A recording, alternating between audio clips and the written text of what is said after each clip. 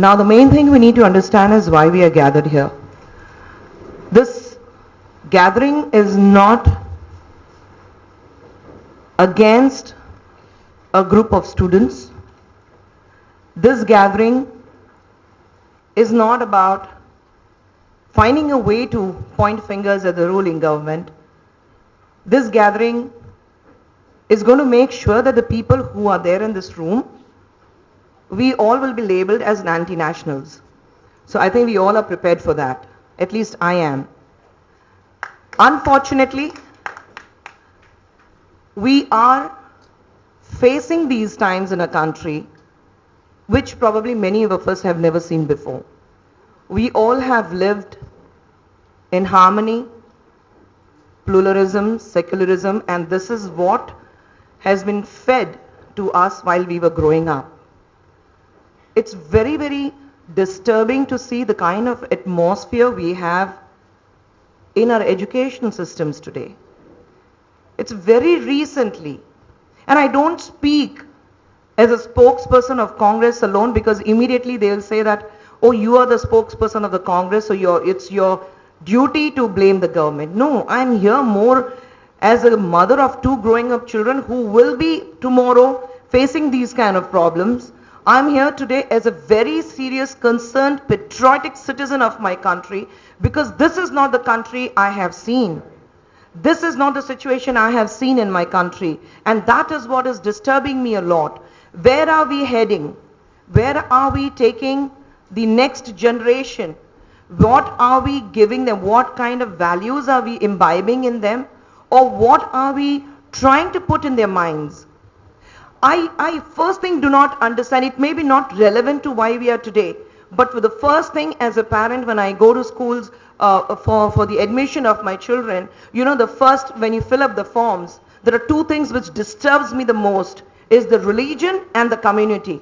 That is where the problem actually starts. Why we need, when we say our children are there to, because you have uniforms, you don't have uniforms, when the children are growing up, when we were in school, we were growing up, we didn't know what our parents had filled up in the forms. We grew up as one. We grew up as all together. We are used to sharing our tiffin boxes in the recess and the intervals. We are used to helping each other. The seniors were there to help the juniors. The juniors were there to look up at the seniors in awe, that I want to be like them, I want to be like them. We were together. The races, the events, the culturals, everything, we all were one.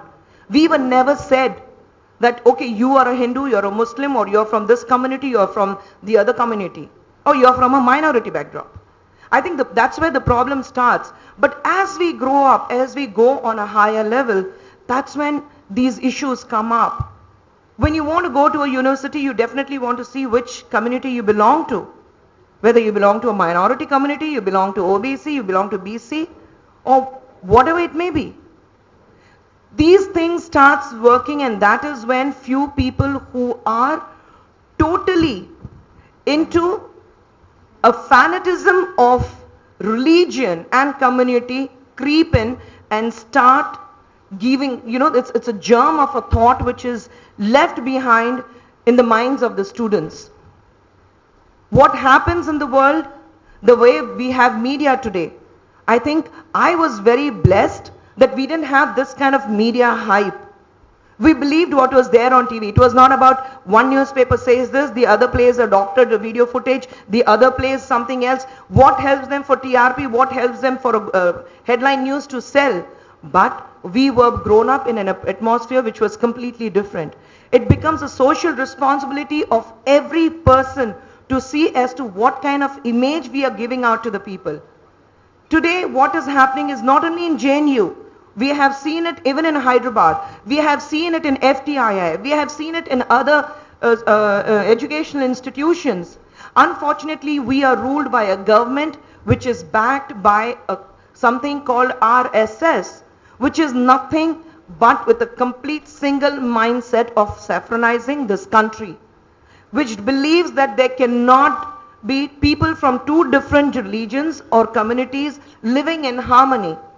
They have been trying to create a problem. I'm definitely not going to support the bunch of students who have played at the event supporting Afzal Guru. Afzal Guru was hanged because he was found guilty for what he had done at the Temple of Democracy. The direct attack at the Temple of Democracy, and which is not acceptable.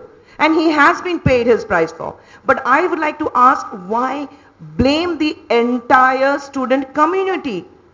Why blame the entire student committee all over the country, or whoever is supporting them, saying that they're anti-national?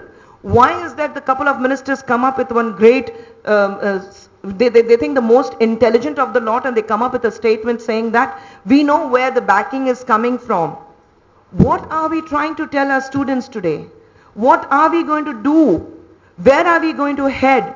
Where are we going to take this country forward from here? Is this the kind of place, this insecure, decent, absolutely suffocating atmosphere we want to give our children tomorrow? We need to fight this out, not against a particular ruling party or a particular community or anything. I think we need to fight this out to build a better future for this country. Students today, the generation next, what we say, I feel they are the future of this country. They are the most important pillars of this country, who are going to design as to what my India will be in 10 to 15 years from now. If this is the atmosphere we are going to give them, they will never be able to come forward. They will never be able to take a stance which they say that this is my fundamental democratic right. I am so happy to see that people from all walks of life in this country are coming together in support of what is happening against the students. The questions which I have for the government, it will be not on this platform but a different platform. But JNU University, we all know it has a history. Like ma'am was saying that we forget to teach our children about history. What is it we are teaching them in history? What happened in 1736? What happened in AC and AD and BC? I mean, why are we not teaching as to what's happening over a period of time?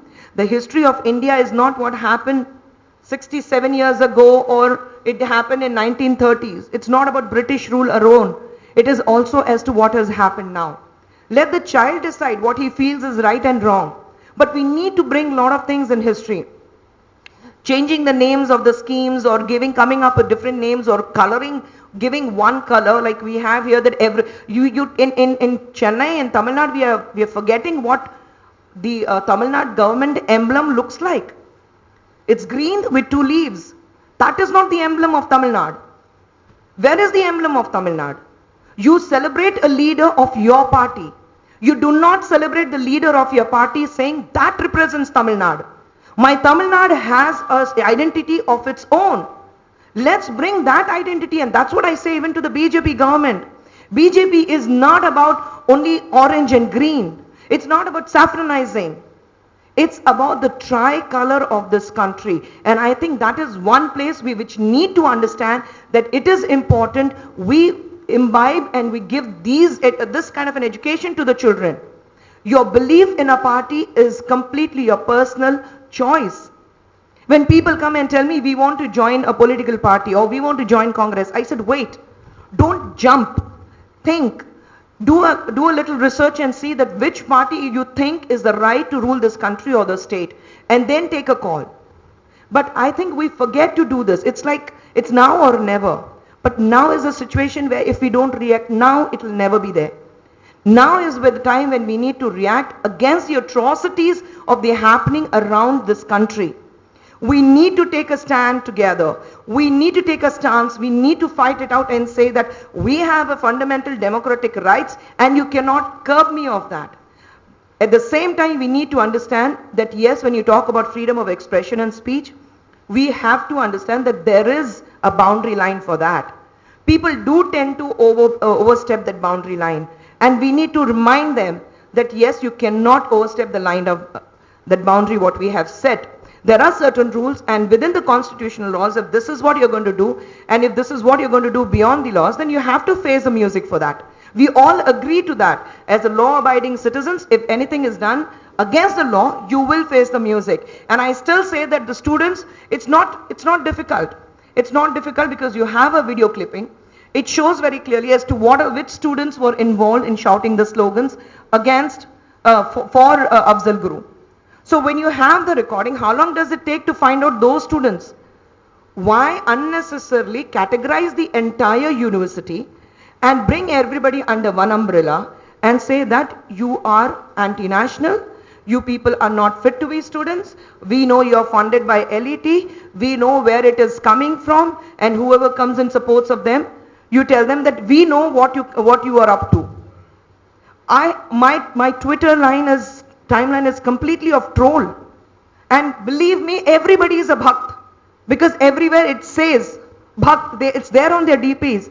And they said, okay, you are a Pakistani agent. You don't belong to India. You're anti-national. Fine, if that's what you think. I am an Indian. What you think, I give you the democratic rights to think as to what your mind tells you to do. But then if I start reacting to them, if I give the same reaction with my fundamental rights, I think it's going to make a scene very ugly. And I don't believe in that because my time is very precious. But here, we all feel the time of the future of this country is under threat. It's under huge threat. We cannot allow saffronizing. We cannot allow one color. We cannot let the government or anybody to curb our freedom of expression and speech, not to give us our fundamental rights, not to give us our constitutional rights, and it's only when the elections are there, then you talk about fundamental rights, and then you talk about this, and you talk. I would like to ask the government if children shouting at JNU University against Afzal Guru or arresting Kanhaiya Kumar, the president, under sedition charges, if Kanhaiya Kumar is going to be arrested for sedition charges, then why there has been absolutely no movement in what Giriraj has to say, what Amit Shah had to say, what Sakshi Maharaj has to say, what the umpteen number of offenders of the BJP party, why they have been keeping quiet, why are they not charged with sedition charges? Is it anything lesser than what the people have said there? The video recording, I have seen the video recording, it's so clear, it shows, and even the reports, what you look at it, National Human Rights Commission has said that the video footage has been recorded, nothing shows against Kanhaiya Kumar. Today his parents are under threat. There was the Jadhav University in Kolkata where the girl is saying that there has been open threat to her, saying that you support this and we are going to burn you down or we are going to throw acid on the faces. What are we bringing this country to? I think this is very, very alarming. We need to spread a word. We need to form a chain. We need to give the confidence to the students of this country that you are not alone. We stand by you, and every time or any time there is a problem, and if we feel that you are in the right track, we have to support them. We have to tell them that united we stand, and it's not the students community alone. As Indians, we in this room, not everybody would be probably belonging to one particular political party. We all belong to different political parties. We have different ideologies. We have different thoughts. We have different perceptions. But we all are today here is because we believe that we need to fight this out, and what is happening around the country is not acceptable. And I think, in this book, it talks about Professor C.P. Bhamri. He's a distinguished scholar and the professor of JNU. And in the last para, he says it so clearly, JNU represents the best of social inclusiveness. JNU provides equal space to every diversity from Arunachal Pradesh to Kashmir, irrespective of religion, caste, region or language. This is not acceptable to the Hindu RSS-led Sangh Parivar and the BJP government at the center and some of the states in India. Hence, JNU is a target of force of Hindutva. India is not about Hindutva. India is about being Indian. India is about being together. India is being about secularism. India is being about humanity. India is being about Indianness.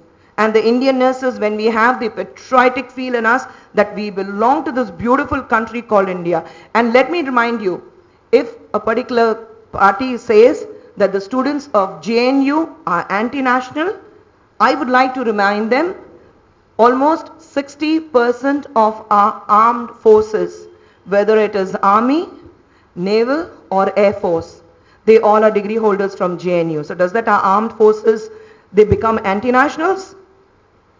Nirmala Sitharaman, the MOS of BJP, she was a chairholder in JNU. Does that make her anti-national? Students of JNU or any university are not anti-nationals. They do get carried away at times by these fringe group.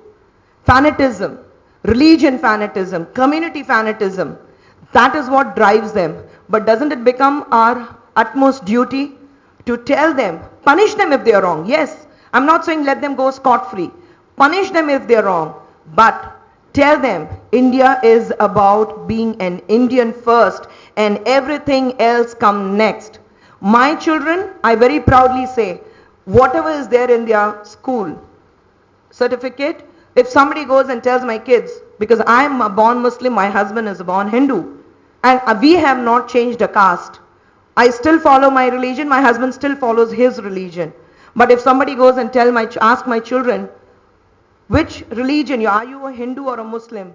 My kids say, I don't know, I think I'm an Indian. And that's where I feel that I have succeeded in being a right citizen of the country, not as a mother, but citizen of the country. I think when you have your religion, when you have your community, the minute you step out of your doors of the house, I think we should forget what we are and say that on the streets we stand united as one, and that oneness is called being a proud Indian. And we need to come together and say that the atrocities happening across the country and in several states, what we see every day or read every day, we need to stand against that. We need to speak up. And if we don't speak now, it's like it's going in such a fast pace that it's now or never. And if we don't speak now, I think we will regret it tomorrow and say, I should have done it then. And I missed it. And that is why my children are facing these problems today. So I'm a very concerned mother. I'm a very patriotic citizen. And I'm glad that we have people in this room who are there, who feel the same. So I think we need to stand together. We need to stand united and say, together we stand and we will fight against any undemocratic ways that we see in this country, against any community or any students in this country.